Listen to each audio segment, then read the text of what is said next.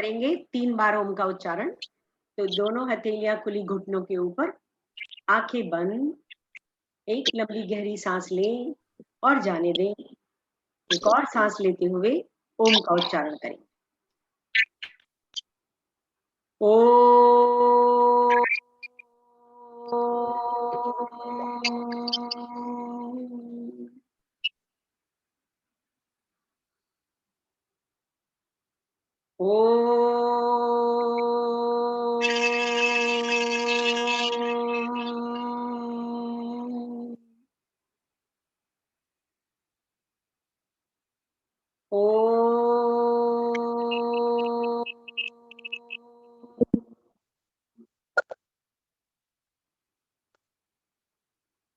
गुरु ब्रह्मा गुरुर्विष्णु गुरुर्देवो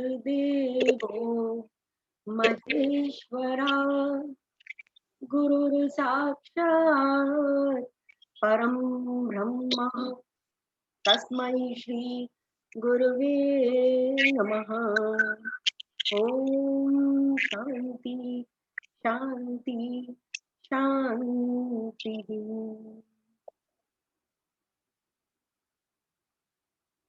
जय गुरुदेव। तो आज हम शुरू करेंगे चैप्टर 5 और उसके लास्ट श्लोक 26वें श्लोक से शुरू करेंगे, 26 श्लोक से। और आज नेहा जी पढ़ेंगी, श्लोक रिसाइट करेंगी और अगली बार जो भी करना चाहेंगे वो अपना नाम दे देंगे और प्रिपेयर करेंगे। नेहा स्टार्ट करें 26 श्लोक। जय गुरुदेव। सतीश जी और रमा गुप्ता जी अपने आप को म्यूट कर लें। यहाँ से हो नहीं रहा मुझसे, पता नहीं होस्ट में बनी हुई हूँ ना। मैं म्यूट करती हूँ। हो गया, हो गए, ठीक है। ओम श्री गुरुभ्यो नमः। हरि ओम। चैप्टर नंबर 5 और श्लोक नंबर 26। काम काम क्रोध वियुक्ता यतीनां यत चेतसाम् अभितो ब्रह्म निर्वाणं वर्तते विदिता आत्मा। बहुत ज्यादा व्याख्या नहीं करूंगी, केवल शब्द अर्थ है। काम क्रोध से जो परे चला गया है, यतीनाम ऐसा ज्ञानी पुरुष, यत चेतसाम जिसने मन को वश में कर लिया है, अभितो सभी ओर से परिपूर्ण है, ब्रह्म निर्वाणम जिसको सेल्फ रियलाइजेशन हो चुका है, अपने में स्थित है, वर्तते जिसने यति नाम मतलब ऐसा ज्ञानी पुरुष जिसने मन को वश में कर लिया है, विदिता आत्मनम जो चैतन्य सत्ता को जिसने जान लिया है। आगे इस सब का व्याख्या अपनी विनीता दीदी करेंगे, मैंने बहुत ज्यादा व्याख्या नहीं इसकी पढ़ी। ये हो गया श्लोक नंबर 26। अर्थात जो क्रोध तथा समस्त भौतिक इच्छाओं से रहित है, जो स्वरूप सिद्ध आत्म संयमी है और संसिद्धि के लिए निरंतर प्रयास करते हैं, उनकी मुक्ति निकट भविष्य में सुनिश्चित है। मतलब उसमें कोई डाउट नहीं है। For those who are freed from desire and anger, who are self-controlled, who have subdued their mind completely, who have realized the self, the bliss of Brahman resides in them. उनके ऊपर ईश्वर की कृपा रहती है। तात्पर्य, इस संसार में 2 प्रकार के व्यक्ति होते हैं, एक एक्सट्रोवर्ट और एक इंट्रोवर्ट। एक्सट्रोवर्ट्स अपना संपूर्ण जीवन अपनी इच्छा पूर्ति का सामान जुटाने में लगा देते हैं। जैसे हमने बातें की थी, भोगी, योगी, सन्यासी और ज्ञानी, ये 4 हमारे उसमें चल रहे हैं। तो भोगी जो होते हैं, एक्सट्रोवर्ट जो होते हैं, वो सारा जीवन सुख साधन की चीजें जुटाने में लगा देते हैं। और क्रोध डिजायर के कारण ही उत्पन्न होता है। जैसे ही डिजायर्स आपके अंदर आती हैं, अगर डिजायर्स पूर्ण हो जाती हैं तो अहम आ जाता है, और डिजायर्स पूर्ण नहीं होती तो एजिटेशन आ जाता है, क्रोध आता है, ग्रम्बलिंग आती है। जब पूर्ण हो जाती है तो अहम आ जाता है। इसके विपरीत इंट्रोवर्ट बहुत कम डिजायर रखते हैं, जो अंतर्मुखी हैं, यानी जो ईश्वर से कनेक्टेड रहते हैं और जो एनालाइज करते रहते हैं, अपनी इच्छाओं को इंटेलेक्ट से सीख करते रहते हैं, डिस्क्रिमिनेट करते रहते हैं। ऐसे योगी, वो इंट्रोवर्ट जो होते हैं, उनकी कम डिजायर्स होती हैं और बॉडी के लेवल पर सेल्फ कंट्रोल्ड होते हैं। तो जो हम इंद्रियों के लेवल पर जो हमारा होता है, खाना पीना और सुनना, इस तरह के जितने भी हमारे ऑब्जेक्ट्स हैं जो हम करते हैं, उन पर उनका कंट्रोल रहता है, सेल्फ कंट्रोल्ड होते हैं। इस प्रकार वे ध्यान साधना से सेल्फ को जानने के लिए प्रयत्न करते रहते हैं और एक दिन दे रियलाइज द सेल्फ। और जब आपकी ये इच्छा होती है और आप उसके लिए लगे हुए होते हैं, प्रयत्नशील रहते हैं, तो एक दिन आप सेल्फ को रियलाइजेशन प्राप्त कर लेते हैं। और फिर क्या होता है, और उससे उन्हें सेल्फ रियलाइजेशन से एटर्निटी, पीस, ब्रह्मन और सुप्रीम रियलिटी को पा लेते हैं। ध्यान के द्वारा आप ब्रह्मन और सुप्रीम रियलिटी को पा सकते हैं, परंतु आप डायरेक्टली ध्यान नहीं कर सकते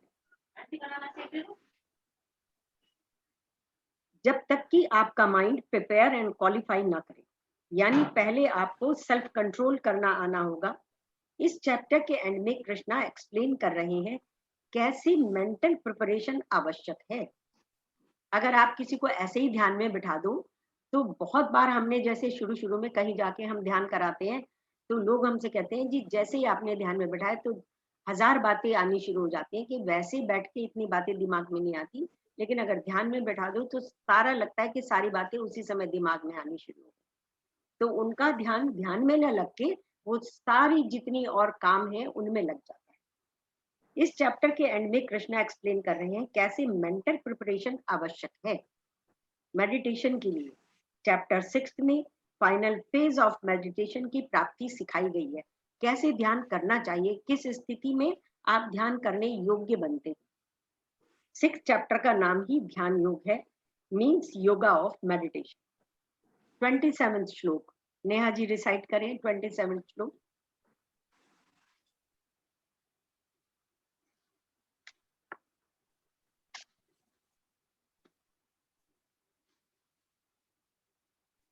पहले अनम्यूट करें अपने को।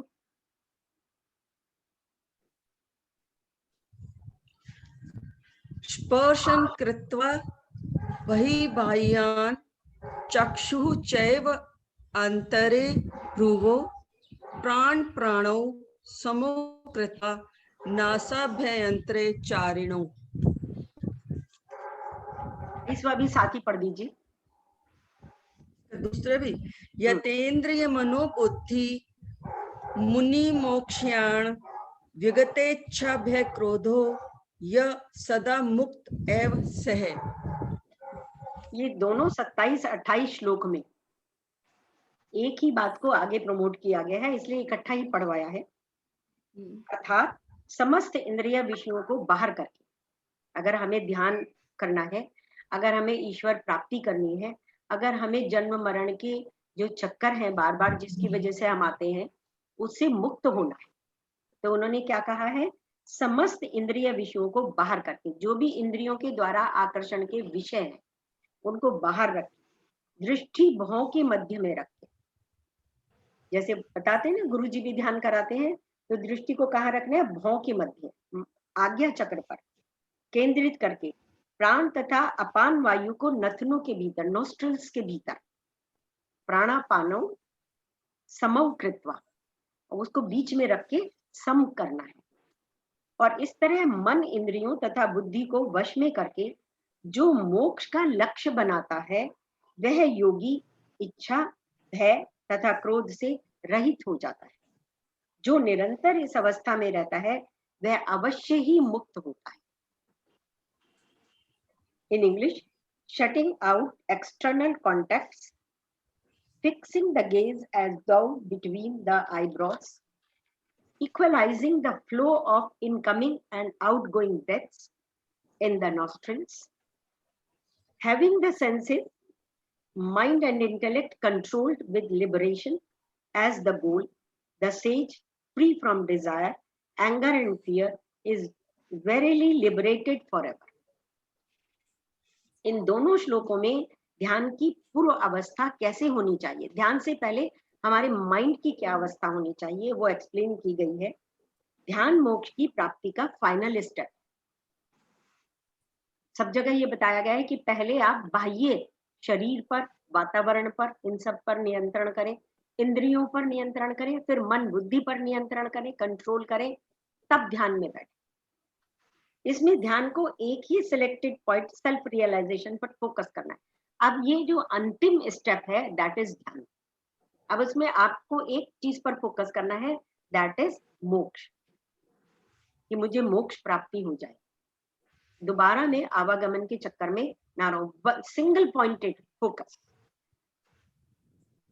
आपका मन एक्सट्रोवर्ट अटैचमेंट से फ्री होना चाहिए। अभी मुझे ये करना है, अभी मुझे यहाँ जाना है, अभी उसके इंटरव्यू लेना है, अभी ऑफिस जाना है, इन सब चीजों से जो एक्सट्रोवर्ट काम है, आपका माइंड एकदम रिलैक्स होना चाहिए, फ्री होना चाहिए। इस 27वें श्लोक में बताया गया है कि ध्यान के लिए सभी एक्सटर्नल कॉन्टेक्ट को बंद कर दें। हमारे गुरुजी ने भी बताया, अकिंचन, अचाह, अप्रयत्न। ध्यान किया नहीं जाता, ध्यान हो जाता है। मैं कुछ भी नहीं हूं, मैं कुछ हूं क्या, सागर में बूंद के जैसे। अकिंचन, अचाह, मेरी कोई चाह नहीं। जब इतना बड़ा गोल हमने सामने रख लिया मोक्ष प्राप्ति का, ईश्वर प्राप्ति का, तो फिर छोटी छोटी छोटी छोटी चीजों की इच्छा एक मास्क बना देती है और आपके और ईश्वर के बीच में आती है। हमने पहले बात करी थी, मैन प्लस डिजायर तो बिल्कुल नॉर्मल आदमी हो गया, गॉड प्लस डिजायर भी इक्वल टू मैन हो जाता है। A man without desire is equal to God. तो अकिंचन, अचाह, अप्रयत्न। प्रयत्न करने की भी जरूरत है। ऑटोमेटिकली आंखों को भौं के बीच में ले जाएं, जितनी सारी भी आपके विचार आ रहे हैं सबसे मुक्त हो जाए। कुछ देर के लिए मुझे कुछ नहीं करना, आधा घंटा तो मुझे बैठना ही है आप ध्यान में, तब आप ध्यान में बैठ पाएंगे। सारे काम उसी समय, आपने देखा होगा सारे काम उसी समय याद आते हैं। सब गुरुजी बोला करते हैं उसमें मेडिटेशन कराते हुए कि सारी गृहणियां सोचते हैं इतनी देर में तो मैं मशीन लगा लेती वॉशिंग, इतनी देर में तो मैं ये कर लेती, इतनी देर में तो मैं ये कर लेती, जैसे सारे काम उस आधे घंटे में कर लेती। सारे काम अटैक करते हैं दिमाग पर। तो एक्सट्रोवर्ट जो आपके काम है, जो सांसारिक काम है, उनसे थोड़ी देर के लिए फ्री हो जाए। अभी मुझे कुछ नहीं करना और मुझे कुछ चाहिए भी नहीं और मैं कुछ हूं भी नहीं, मैं बस ईश्वर का इस समय साथ बैठा हूं, सेल्फ के साथ बैठा। हमारा मन सांसारिक प्लेजर्स को पाने के लिए चहुं ओर हर दिशा में भागता है। ये बात अच्छी तरह आप समझाई गई है कि डिजायर्स के कारण ही एजिटेशनल और एजिटेशन प्रोड्यूस होती है। डिजायर्स आती है ना मन के अंदर, उसकी वजह से ही मन में जितना भी द्वंद है, जितनी भी बेचैनी है, जितना भी जो भी आपके गुस्सा भी आ रहा है, ग्रम्बलिंग भी हो रही है, शिकायत भी हो रही है, वो सब बिकॉज ऑफ डिजायर्स आ रही है। और agitated mind can not meditate. तो एजिटेटेड माइंड होता है वो ध्यान कर ही नहीं सकता, बैठ ही नहीं सकता। आप बच्चों को बैठाओ कैसे भाग जाते हैं, हिलते रहेंगे, कुछ करते रहेंगे। कितने लोगों को जब आप ग्रुप में डांस करते हैं, कोई यहाँ खुजा रहा है, कोई यहाँ खुजा रहा है, कोई इधर को हिल रहा है, कोई इधर को, उनसे 10 मिनट बैठना उनके लिए मुश्किल हो जाता है स्टिल पोजीशन।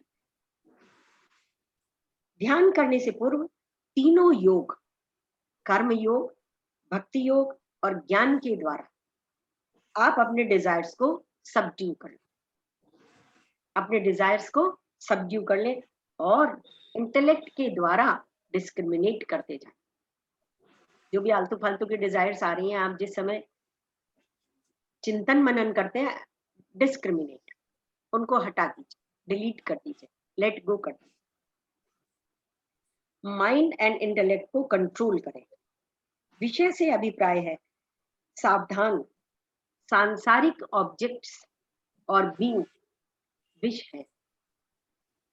जितने सांसारिक ऑब्जेक्ट्स हैं और जितने सांसारिक हमारे संबंध भी हैं, बीइंग भी है, दे आर ऑल, उन्होंने कहा विष है। उनके द्वारा ही सारी प्रॉब्लम होती है। ये विषय बिल्कुल ऐसे हैं जब आप योग, कर्म योग, भक्ति योग, कुछ भी योग करते हैं तो प्रारंभ में वे अच्छे नहीं लगते। यू फील वेरी मच, जैसे कहना चाहिए थकान होती है, मन नहीं लगता। एक दिन सीख लिया आपने, सुदर्शन क्रिया सीख ली, ज्ञान सीख लिया, ध्यान सीख लिया, लेकिन मन नहीं करता करने को। रिजल्ट देख के फिर मोटिवेट होते हैं, फिर कोशिश करते हैं, और फिर मन जो है भाग जाता है, फिर छोड़ देते। तो क्या है, शुरू में जो चीज आपको अच्छी नहीं लगती, जो कर्म योग, भक्ति योग या ज्ञान योग शुरू में डिफिकल्ट लगते हैं, आपको विष के समान लगते हैं, उनका फल कैसा होता है, अमृत के समान। जैसे मैं तो ऐसे सोचा करती हूँ, मैं कर रही हूँ योग साधना 11 इयर्स की एज से, जब से होश संभाला, थोड़ा बहुत जितना स्कूल में पीटी होती थी ना, वो ही करती रहती। तो उससे एक तो फ्लेक्सिबिलिटी बनी रहती है, आपका कहना चाहिए कि आपका ग्रोथ बेटर होती है, बीमारियां कम होती हैं, मन खुश रहता है, टॉक्सिन्स निकल जाते हैं। और इस प्रकार एट द एज ऑफ, जो मेरी अब एज है 72 इयर्स, उसमें भी मुझे इतना सा पेन नहीं है कहीं। तो लोगों को आज में जो यंग लोग हैं, रोज सिर में दर्द रहता है, रोज उन्हें चक्कर आते रहते, किसी का ब्लड प्रेशर बढ़ा हुआ है, किसी के घुटनों में दर्द है, किसी के पैरों में दर्द है, किसी की कमर में दर्द है। तो क्या है, योग करने से, योग मीन्स उससे जुड़ जाना, ईश्वर से जुड़ जाना, तन मन और शरीर तीनों जब एक जगह होते हैं तब आपका योग होता है, सेल्फ भी उसमें आ जाती है। तो उस योग से ऑटोमेटिकली आपका सब तरह का फिजिकल पेन निकल जाता है, माइंड खुश हो जाता है, मन खुश हो जाता है। तो तीनों योगों के द्वारा पहले आप अपने इन सब बाह्य जो इंद्रिय की तरफ अट्रैक्शन है उसे कंट्रोल करिए। प्रारंभ में वो अच्छे नहीं लगते, लेकिन रेगुलर जब करते हैं तो पता चले वो अमृत तुल्य है।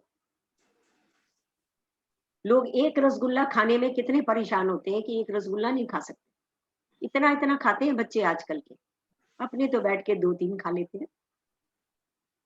तो एक दिन नागर जी को सुन रही थी, तो उन्होंने कहा कि हम ये सोचते हैं हम यूएस नहीं गए, हम न्यूजीलैंड नहीं गए, हम यहाँ नहीं गए। अरे बोलो, वो वहां जाने में सुख है या नहीं है, सबसे बड़ा सुख है आप चल रहे हो, आपके पैर सलामत है। आप ये सोचते हो मैंने यहाँ नहीं गया, उस होटल में मैंने खाना नहीं खाया, मैंने वहां नहीं गया, मैंने ये नहीं खाया। अरे आप खा रहे हो, आप पचा रहे हो, वो सबसे बड़ा सुख है। आप सुन रहे हो, वो सुख है सबसे बड़ा। आप देख रहे हो, वो सुख है सबसे बड़ा।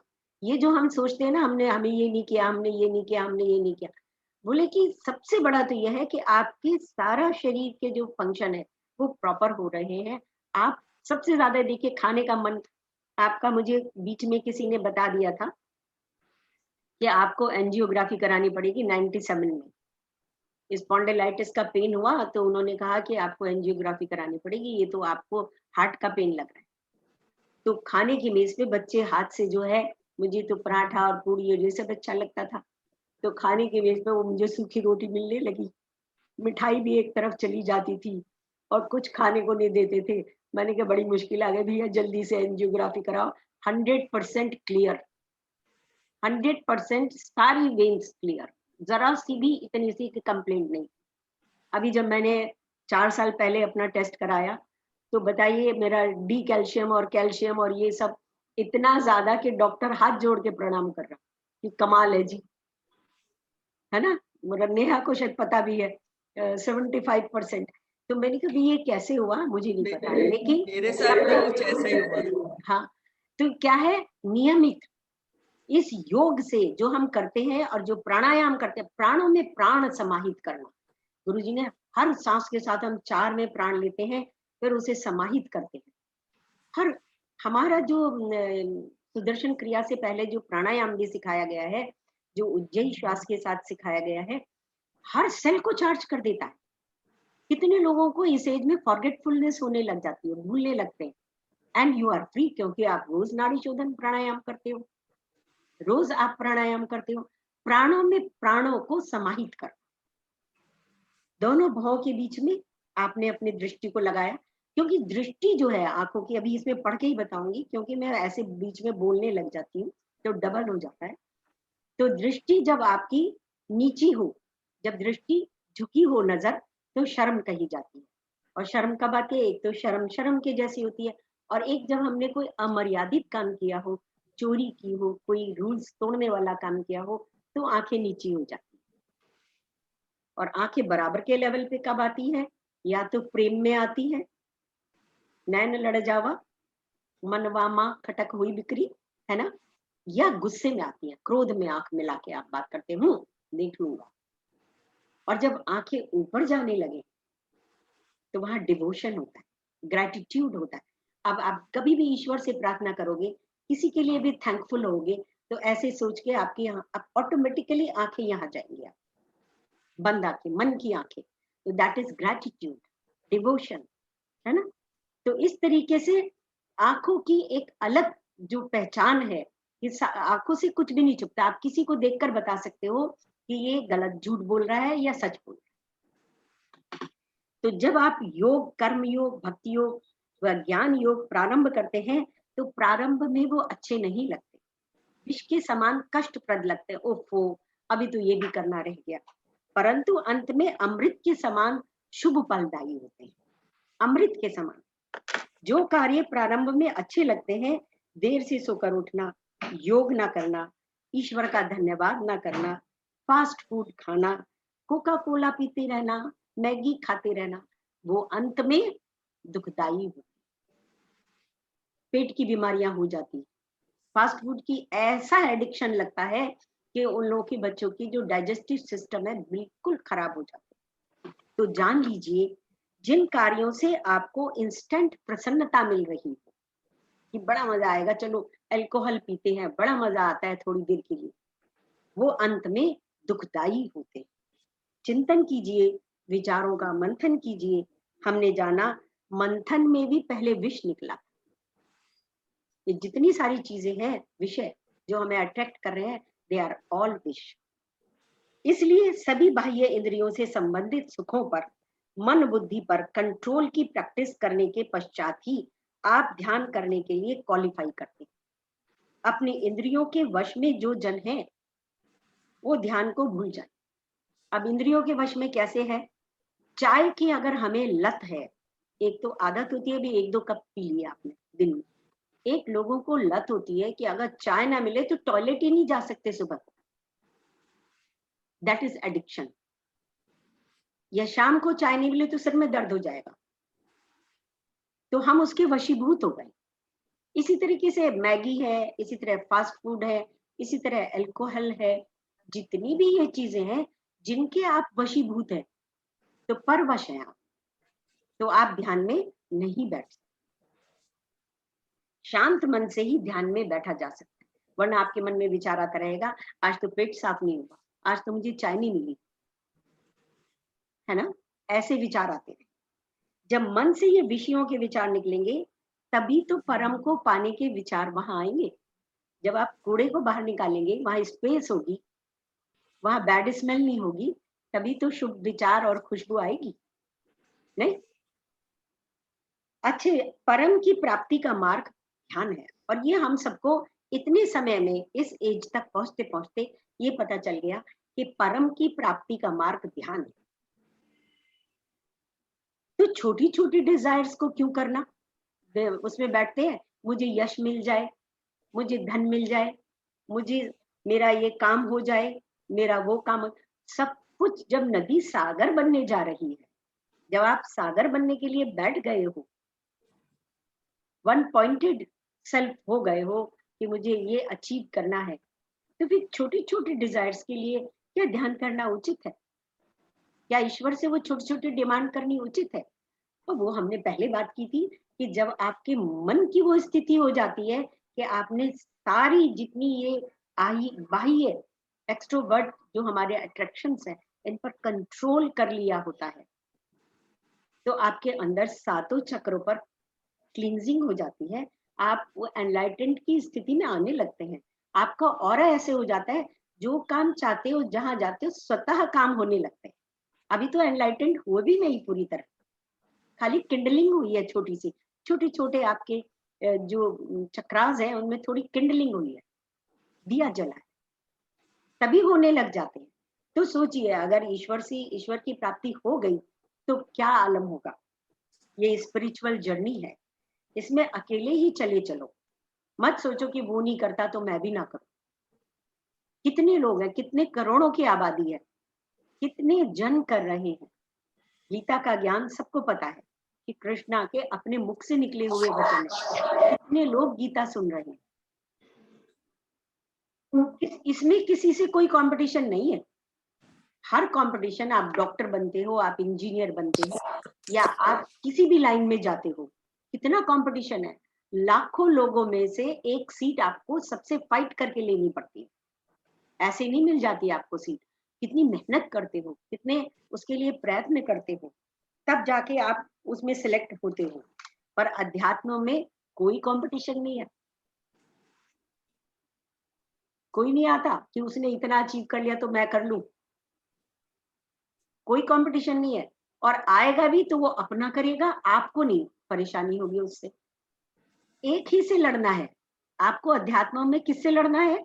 अपने से ही लड़ना है, अपने डिजायर से, अपने भय से, जो इनसिक्योरिटी है मन के अंदर, उससे लड़ना है, अपनी डिजायर से लड़ना है। नो, जब आप कमिटेड हो जाते हैं, जब बेटी की शादी आती है, तो मैंने तो खुद ये देखा कि बेटी की शादी आ रही है तो अपना अभी कोई चीज नहीं बनानी, पहले वो काम होगा। सबकी फाइनेंशियल पोजीशन अपनी अपनी होती है कि मुझे इससे ज्यादा ये काम करना है, पहले ये काम करेंगे तब अपने लिए सोचेंगे। जो जरूरी है उतना तो करना ही होता है। तो वन पॉइंटेडनेस होती है, आपका फोकस्ड होते हो कि पहले मैरिज प्रायोरिटी है ना। अपनी डिजायर से, अपने भय से, सांसारिक अचीवमेंट में तो सब सहायता करते हैं। आपको इंजीनियर बनना है या आपको डॉक्टर बनना है, तो जितने आपके मित्र हैं, रिलेटिव्स हैं, सब सहायता करते हैं, सब बूस्टअप करते हैं आपकी एनर्जी को। लेकिन आध्यात्म में आपको डिमोरल करते हैं कि नो नो, अरे काहे में लग गया। सब डरते हैं हमारा बच्चा कहीं वहां ना चला जाए, आश्रम ना चला जाए। सांसारिक अचीवमेंट में सब सहायता करते हैं, परंतु आध्यात्मिक एवोल्यूशन में यदि आप अपनी ईगो को कंट्रोल कर ले तो सोचो सब लेट डाउन करते हैं। तूने गुस्सा, उसने इतना कह दिया और तूने कुछ जवाब नहीं दिया, इसे तो पता नहीं क्या हो गया, तो कुछ बोलता ही नहीं। ऐसे करके अगर आपने अपनी ईगो को कंट्रोल कर लिया तो लोग और आपको लेट डाउन करते हैं। डॉक्टर इंजीनियर बनने को प्रेरित करते हैं, परंतु स्पिरिचुअलिटी में ईगो को भी अगर आपने जीत लिया, किसी को पता भी नहीं चलेगा कि आपने कितना बड़ा काम कर लिया। किसको पता चलेगा? आपको और divine. None else will come to know कि आपने कितना बड़ा काम किया है। जब चिंतन किया, मंथन किया, तो पहले विष, फिर हाथी घोड़े और लक्ष्मी आई। तो विष पर हमने कंट्रोल कर लिया। अब क्या करना है? अब जैसे पहले जो हाथी घोड़े आते थे तो घर के बाहर बनते थे, हाथी घोड़े समृद्धि का सूचक होते थे। आज क्या होती है समृद्धि का सूचक? कारें। घर के बाहर कारें खड़ी होती है, किसी की BMW खड़ी है, किसी की मर्सिडीज खड़ी है, किसी की मारुति खड़ी है। उससे आप उसके स्टैंडर्ड को जानते हैं। तो उन्होंने कहा हाथी घोड़े आए, लक्ष्मी आई, तो आलस्य को त्याग दो। अक्सर क्या होता है कि जैसे ही ये धन संपदा आपको मिलती है, आपके अंदर आलस्य आ जाता है ना। आलस्य को छोड़ देंगे, बिल्कुल उसी तरीके से काम करते रहिए और एंथुजियाज्म के साथ काम करिए। अब तो टेंशन और भय फ्यूचर का जो होता था वो भी खत्म हो गया, इतना सब आ गया, सुख समृद्धि। तो अब काहे का टेंशन? जब सुख समृद्धि आए तो आलस्य को पास ना आने। अब आलस्य डिजायर को भी पास ना आने। अब आप उस परम से मिलने चले। जब आप चलते हैं, जब आपके किसी खास मित्र से मिलने जा रहे हैं, उस समय की कल्पना कीजिए जब शादी होने वाली थी, जब अपने परम से मिलने जा रहे थे, उस समय कैसा मन खुश होता है, कैसे एंथुजियाज्म होता है। इंट्रोवर्ट बने रहिए, तभी जन्म मरण के इस फेर से मुक्ति मिली। इंद्रियों पर कंट्रोल के बाद मन व डिजायर पर बुद्धि पर कंट्रोल के पश्चात आप ध्यान में बैठने की स्थिति में होते हैं, क्वालिफाई। जब आप इंद्रियों पर, मन और बुद्धि पर कंट्रोल कर लेते। उन्होंने इंद्रियों पर कंट्रोल करने को ये कहा था कि जो आपको सहज प्राप्त है सुख, उसको एंजॉय करने की कोई मनाही नहीं है। आपको अच्छा घर प्राप्त है, आपको बढ़िया गाड़ी आपके पास है, आपके परिवार बहुत अच्छा है, खूब खाने पीने की चीजें बनती हैं, सब कुछ है, तो आप उसे एंजॉय करिए, लेकिन उसके परवश ना हो। उसके बिना ऐसा ना हो कि वो नहीं मिले तो आप एजिटेटेड हो जाए। उनको आराम से आप करिए, लेकिन अगर कोई ऐसा विचार आता है जिससे आपके मन में उथल पुथल और भय आता है, उसको डिस्क्रिमिनेट कर। अब आप फिर से उन्होंने इस बात को बताया, अब अपनी दृष्टि को दोनों भवों के मध्य में केंद्रित करें। आंखें कितनी पूर्ण है ये हमने बता दिया है आपको। अपनी नॉस्ट्रिल्स पर ध्यान दें और आती जाती सांसों को नोटिस करें। यहां तक हुआ कि जब हम एडवांस कोर्स करने जाते थे गुरुजी के पास, तो उन्होंने कहा नासिका के अगले भाग पर अपना ध्यान ले जाएं। गुरुजी ने कहा, तो कोई पार्टिसिपेंट थी, उन्होंने नासिका के अगले भाग को नासिका अग्रवाल समझा कि नासिका अग्रवाल, ये नासिका अग्रवाल कौन है जी? बड़ा जोक बना। तो क्या है, आप देखो नासिका में आपने सांस ली तो ठंडी सांस जा रही है, और जब छोड़ते हो तो गर्म सांस है। और थोड़ी देर भी आप सांस को रोकते हो तो कैसे आप छटपटाने से लग जाते हो, 30 सेकंड 40 सेकंड में आप परेशान होने लग जाते हो, है कि नहीं? अभी तो जो हमने जो ऑक्सीमीटर आया था, तब सांसों को देखा कितनी देर तक रोक सकते हैं, है ना? उसके बाद कि ऑक्सीजन लेवल कितना है, तो पता चला कि 30 सेकंड्स इज इनफ। हमारा तो 39 भी चला गया था रोकने का, लेकिन 30 का उन्होंने मेजरमेंट बताया था कि ऑक्सीजन लेवल इज ओके। आप अपने नॉस्ट्रिल्स पर ध्यान दें और आती जाती सांसों को नोटिस करें, उसकी लयबद्धता को अनुभव करें। तो सुदर्शन क्रिया और प्राणायाम लयबद्धता ही तो सिखा दी श्री श्री ने। और उन्होंने कहा सुख, दुख और क्रोध, इसकी 3 प्रकार की जो सांसें होती हैं, इनमें और भी प्रकार आ जाते हैं बीच बीच में। उनमें आपके अंदर लय आ गया तो ऑटोमेटिकली आपका गुस्सा निकल गया, आपके अंदर से अहम निकल गया, आपके अंदर से द्वेष निकल गया, है ना, भय निकल गया। स्वतः हो रहा है अगर हम डेली प्राणायाम और सुदर्शन क्रिया कर रहे हैं। नोटिस करें, उसकी लयबद्धता को अनुभव करें। जब लयबद्ध हो जाती है तो गुस्सा भी गायब। कैसे ठंडी सांसें अंदर जाती हैं और कैसे गर्म सांसें बाहर आती हैं। इस लयबद्ध सांसों की प्रक्रिया से ही सम अवस्था, नेचुरलनेस प्राप्त।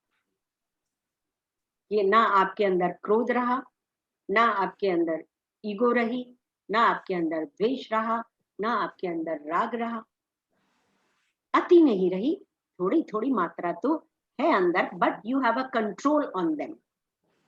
आपका कंट्रोल है उनके ऊपर। जैसे बाहर आंधी तूफान आया, कितने दरवाजे आपने बंद कर रखे हैं, थोड़ी सी धूल तो आ ही जाती। 1%, 2% अगर आपको इफेक्ट भी हुआ किन्हीं बातों का, उतना जायज है। उसे आपने जैसे इंटेलिजेंस से देखेंगे, आप अपनी बुद्धि का प्रयोग करेंगे, you can discriminate, let go कर सकते।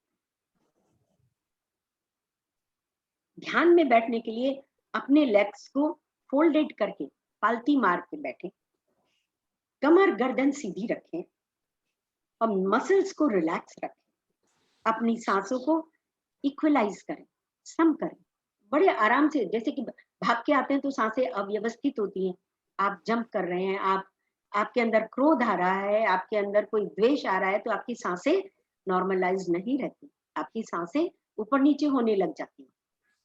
विचार से ही जो लोगों का ब्लड प्रेशर बढ़ जाता है, तो वो सांसों का ही तो गड़बड़ होना होता है। तो उनको सम करें, रिदम में आने जाने।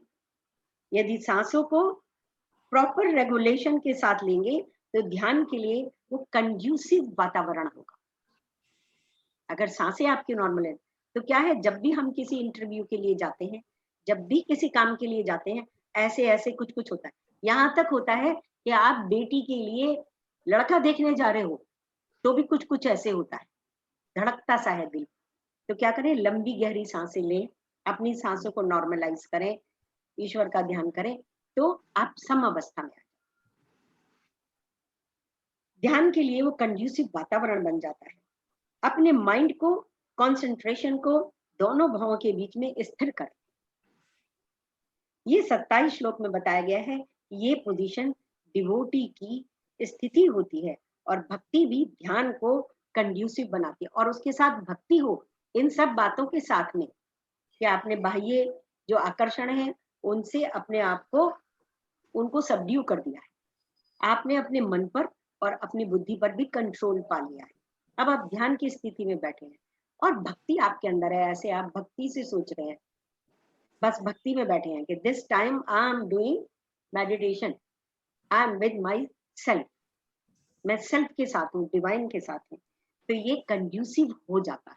और ज्यादा भक्ति जिसके अंदर होती है वो ये वातावरण और ज्यादा कंड्यूसिव हो जाता है। इस प्रकार detached, devoted and meditate upon the supreme self within, जो हमारे अंदर सुप्रीम सेल्फ है। यानी मैं डिवाइन के साथ बैठा हूँ। मैंने तो यहाँ तक महसूस किया कि जब आप ध्यान में बैठे हो तो सांसें अंदर जाकर बिल्कुल नीचे तक, मूल आधार तक जाकर फिर वापस आती हैं, जैसे आपने डुबकी लगा ली हो अमृत कलश में, जैसे अमृत कलश से बाहर निकल के आ रही सांस। और ये प्रैक्टिस आपको ट्रांसीडेंटल रियलिटी तक पहुंचाएगी और आपको इस बंधन युक्त संसार से लिबरेट कर देगी। 29 श्लोक नेहा जी।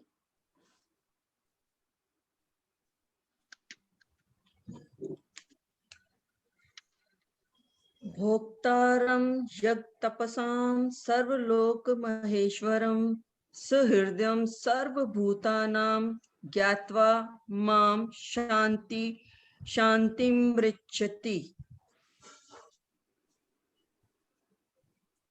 मीनिंग पढ़ रहे हो, मैं पढ़ूं? क्या चीज? मीनिंग आप पढ़ रहे हैं? मीनिंग तो आप ही बताएंगे, फिर भी बता देती हूँ।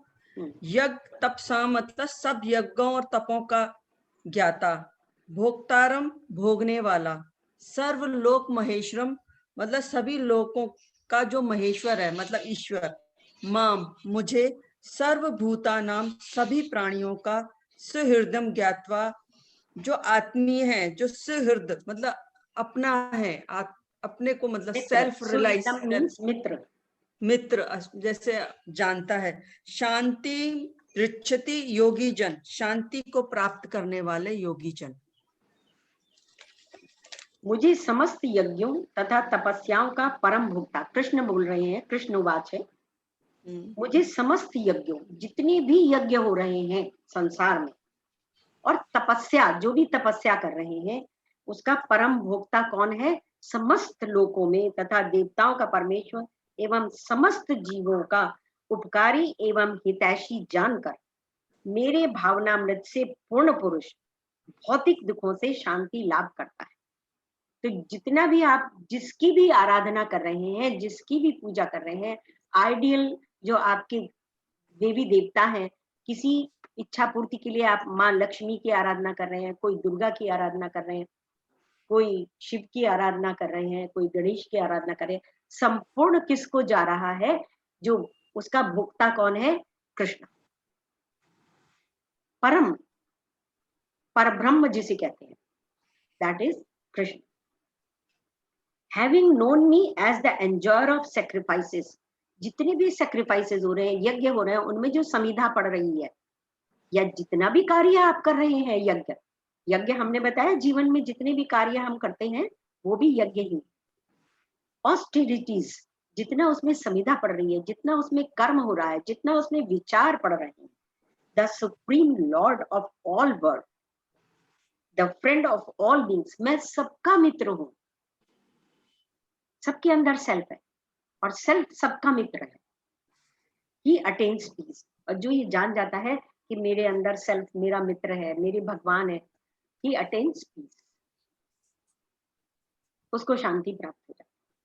तात्पर्य हमने पहले भी ये जाना है कि गीता में मी मी का मतलब है लॉर्ड कृष्ण। इन्वर्टेड कॉमर्स में जब लिखा होता है मी तो मीन्स लॉर्ड कृष्ण, यानी कृष्णा समस्त यज्ञों तथा तपस्याओं के परम भोक्ता है और मैं सभी प्राणियों का मित्र। एक सीकर जान जाता है कि उसका सबसे बड़ा मित्र उसके अंदर सेल्फ। जो सेल्फ को जान जाता है वो ही शांति आनंद को प्राप्त कर पाता है। जो व्यक्ति सेल्फ सेंटर्ड एक्टिविटीज में लगे होते हैं उनके ही मन में एजुकेशन होते हैं। जो जिसे हम कहते हैं ना स्वार्थी, बहुत से व्यक्ति स्वार्थ पूर्ति में ही लगे होते हैं, दूसरे को बेवकूफ बनाते हैं और अपना जो सुख साधन की सामग्रियां ही जोड़ने में लगे होते हैं, धन अर्जन करने में लगे होते हैं। इसको ऐसे चीट किया, इसको ऐसे उल्लू बनाया और अपना धन एकत्रित करने में लगे हुए हैं, सुख सुविधा का सामान एकत्रित करने में लगे हैं। उनको सेल्फ सेंटर्ड कहा है यहाँ पर, सेल्फिश। उन्हें क्या होता है, दुख व्याप्त होता है। और जो हायर आइडियल गोल प्राप्ति में लगे रहते हैं उनके मन में हार्मनी पीस रहता है। जितना ज्यादा आप अपनी एनर्जी को हायर गोल प्राप्ति में लगाते हो उतना अधिक आपका मन शांत और प्रसन्न होता है।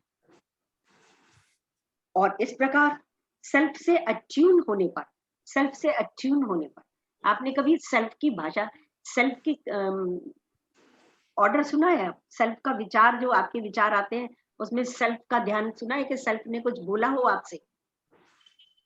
जो गुरु की वाणी में कई बार आपको सुनने को मिलता है, कई बार आपको ध्यान करते हुए कुछ ऐसा विचार आ जाता है, दैट इज अट्यून होना सेल्फ से। टोटल हैप्पीनेस को एंजॉय करने लगते हैं और जब आपकी ये स्थिति होती है तो हर चीज में हैप्पीनेस है। आप self is therefore considered the enjoyer of all sacrifices and austerities. जितना भी यज्ञ हो रहा है, जितनी भी तपस हो रही है, जितना भी भोग लगाया जा रहा है ईश्वर को, जितनी भी देवी देवताओं की आप पूजा कर रहे हैं, तो वो सब कहाँ है? उसके भोक्ता जो है ईश्वर है। और सेल्फ आपका, जो आपके अंदर सेल्फ है वो भी उसका अंश है। तो जब आप ये सब करने लग पाते हैं हायर गोल के लिए तो आपकी सेल्फ हैप्पीनेस को प्राप्त होती है, ट्रू हैप्पीनेस। सेल्फ को ही सुप्रीम लॉर्ड महेश्वर कहा गया है। सेल्फ के कारण ही हम तीनों स्टेट्स जो हमारी कॉन्शियसनेस के एक्सपीरियंस कर पाते हैं वो सेल्फ के कारण ही है। सेल्फ ही कंट्रोल और कमांड करती है।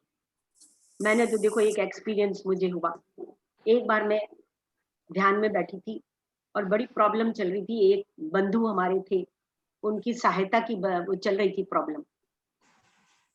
तो सबसे कहा भाई सब मिलके थोड़ा थोड़ा हेल्प कर दो। तो कोई मान नहीं रहा था, कोई कुछ कह रहा था, कोई कुछ कह रहा था।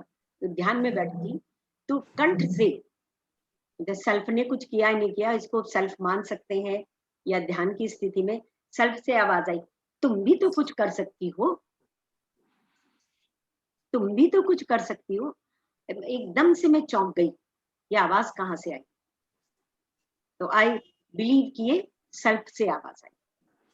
और फिर मैंने उस हिसाब से कि मुझे करना है, फिर मैंने उसी तरीके से सबको तैयार किया और that work was done. Self he control and command करती है ऑल स्टेट्स ऑफ कॉन्शियसनेस। इस प्रकार सेल्फ ही संपूर्ण संसार की लॉर्ड है। सेल्फ को ही सुहृदम मित्र कहा गया है। मित्र क्या करता है? जो हमारे जीवन में मित्र होते हैं, रिश्तेदारों से तो कभी बिजनेस की प्रॉब्लम्स आ जाती हैं, कभी उसने ये नहीं किया, एक्सपेक्टेशंस पूरी नहीं होने की वजह से प्रॉब्लम्स आ जाती हैं। लेकिन मित्र से क्या होता है? मित्र आराम, शांति, खुशी प्रदान करता है। मित्रों को देखो, जिससे कोई एक्सपेक्टेशन नहीं होती, साथ उठते बैठते खाते बातें करते हैं, उनसे कितना अच्छा आनंद मिलता है। जबकि शत्रु परेशानी, दुख और डिस्कम्फर्ट प्रदान करते हैं। मित्र क्या करते हैं? आराम देते हैं, शांति देते हैं, वक्त पे खड़े हो जाते हैं। और शत्रु क्या करते हैं? परेशानी देते हैं, डिस्कम्फर्ट देते हैं, भय देते हैं। इस सांसारिक ऑब्जेक्ट के पीछे भागने पर स्ट्रेस मिलता है, स्ट्रेन मिलता है, सौरभ प्राप्त होता है। इसके विपरीत वाइज जन सेल्फ के ज्ञान द्वारा एटर्नल पीस और ब्लिस प्राप्त करते हैं। तो जितनी सांसारिक चीजों के पीछे हम भागते हैं वो शत्रु है, वो विष है, जिस्ट। अब ये जिस्ट मैंने सारा सुन के, तो नागर जी को सुन रही थी तो सारा सुन के थोड़ा सा लिखा है। हम सब ढूंढ रहे हैं परमानेंट खुशी, आनंद सब बीइंग्स में, ऑब्जेक्ट्स में वही ढूंढ रहे हैं, परंतु हम ढूंढ गलत जगह रहे हैं। सबको क्या चाहिए? परमानेंट खुशी, आनंद, परमानंद। लेकिन ढूंढ कहाँ रहे हैं हम? बाह्य चीजों। हम संतान में भगवान ढूंढ रहे हैं, और परमानेंट ब्लिस और खुशी कहाँ है? इसका क्षय नहीं होता। वो खुशी और ब्लिस कहाँ है? ईश्वर में।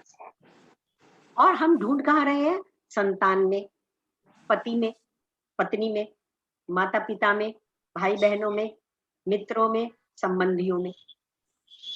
संसार में ढूंढ रहे हैं, बीइंग्स में ढूंढ रहे हैं, चीजों में ढूंढ रहे हैं कि इससे हमें ये खुशी मिल जाएगी। संबंधों में भगवान ढूंढ रहे हैं, ये सब हमें सुख देंगे। सब में एब्सोल्यूट हैप्पीनेस ढूंढ रहे हैं, परमानेंट ढूंढ रहे हैं। फ्यूचर की भी, बच्चे के लिए भी आप कुछ कर रहे हो, बेटे के लिए, तो ये सोच के कर रहे हो कि बुढ़ापे में मुझे जो है मेरी हेल्प करेगा, ये मेरी देखभाल करेगा। करे या नहीं करे वो उसका अपना वो है, इतने लोग नहीं करते हैं, है ना। लेकिन हम क्या ढूंढ रहे हैं? उसके लिए जो हम सेक्रीफाइस कर रहे हैं, जो यज्ञ कर रहे हैं, जो तपस्या कर रहे हैं, that is for that happiness, जो परमानेंट खुशी, ब्लिस के लिए। हर सेक्रीफाइस का फिनाले है, वो है जिसे बाहर ढूंढ रहे हैं। हम ढूंढ रहे हैं परम को, जब तक वह मिल नहीं जाता आप जन्म मरण के आवागमन से मुक्त नहीं हो सकते। जब तक वो मिल नहीं जाता, जब तक मोक्ष प्राप्ति नहीं हो जाएगी, फिर से आ जाएंगे पुनरपि जन्मम पुनरपि मरणम, बार बार आते रहेंगे, बार बार जाते रहेंगे। तो ये जो जीवन मिला है, ये मिला ही एक काम के लिए है कि आपने शुरू में, जैसे शादी के टाइम पर 4 फेरे मेन होते हैं। तो पहला कहा है धर्म, धर्मपत्नी, धर्मपति। धर्म, अर्थ, काम, मोक्ष।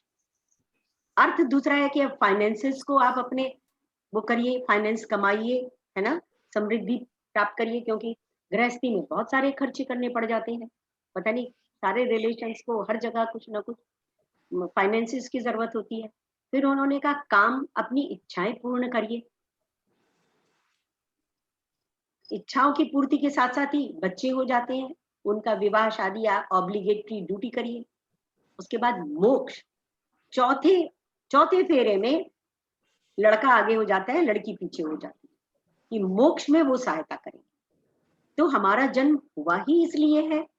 हमने क्या क्या कर लिया? बचपन से अपने आप को डेवलप किया, फिर हमारी शादी हुई, फिर अर्थ कमाया, फिर हमने अपनी कामनाएं पूर्ण करी, और अब मोक्ष की तरफ।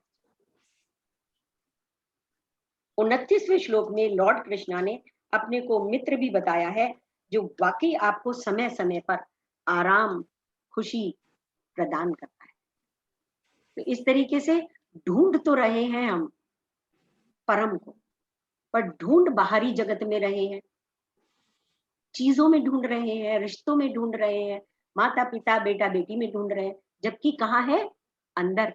इंट्रोवर्ट हुए, इन चीजों पर आपने कंट्रोल किया, और कंट्रोल करने की भी जरूरत नहीं होती। जैसे ही मन ईश्वर से युक्त होता है, जैसे ही मन ईश्वर में लगा, इच्छाएं पता नहीं कहाँ से सब्जी हो जाती है। वो जो इच्छा होती है कि मैं ये करूं, मैं ये करूं, मैं सबसे अच्छा लगूं, मैं ये करूं, मेरा नाम हो, मेरा यश हो, सब सब्जी हो जाती है, सब गॉन। So what? गुरु जी कहते हैं मिल भी गया सो व्हाट, हो भी गया तो क्या। This is it. Next time हम करेंगे 6th चैप्टर। अब हम डिस्कशंस करते हैं, इसको स्टॉप करते हैं।